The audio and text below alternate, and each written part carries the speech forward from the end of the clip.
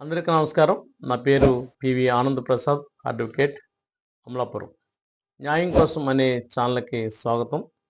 ఈరోజు మనం తెలుసుకుంటున్న అంశం ఏంటంటే, general principles of criminal liability.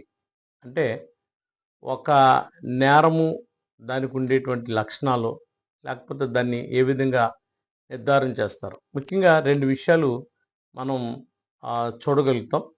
ఒకటి యాక్టస్ రియా, 2 మెనస్ రియా. యాక్టస్ రియా అంటే ఏమిటంటే, ఏదైనా ఒక నేరం ఒక వ్యక్తి చేయటం వల్ల, లేకపోతే చేయకపోవటం వల్ల జరిగింది. ఉదాహరణకి ఒక వ్యక్తి బండి మీద వెళ్ళిపోతూ ఉన్నారు. బండి మీద వెళ్తున్నప్పుడు సడన్‌గా ఈయన స్పీడ్‌గా వెళ్ళట్లేదు, రెక్లెస్‌గా వెళ్ళట్లేదు, లేకపోతే గుద్దేయాలని అభిప్రాయం లేదు, ఆలోచన లేదు. సడన్‌గా ఎవరైనా ఒకరు వచ్చి ఆ బండిలో పడిపోయారు.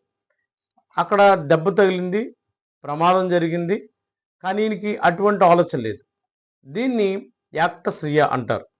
2 మెన్స్ రియా అంటే ఏంటంటే, ఒక వ్యక్తి ఆలోచనతో, నేరం చేయాలి అనేటువంటి ఆలోచనతో, ఉద్దేశంతో రెక్లెస్‌గా, తర్వాత నెగ్లిజెన్స్‌గా ఇటువంటివన్నీ కలిగి ఒక వ్యక్తిని కావాలని ఉద్దేశపూర్వకంగా స్పీడ్‌గా వెళ్ళి గుద్ది అతని ప్రమాదానికి గురి చేస్తే దాన్ని మెన్స్ రియా అంటారు.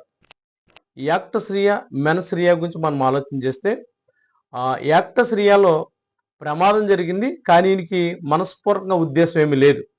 మెన్స్ రియాలో ఏంటంటే, మనస్పూర్వకంగా ఉద్దేశం కలిగి నేరం చేయాలని ఆలోచనతో ఈ యొక్క పని జరిగింది. కాబట్టి దీన్ని మెన్స్ రియా అంటారు. ఈ 2 విషయాలు గమనించాలి, గ్రహించాలని తెలియజేస్తున్నాం. Thank you.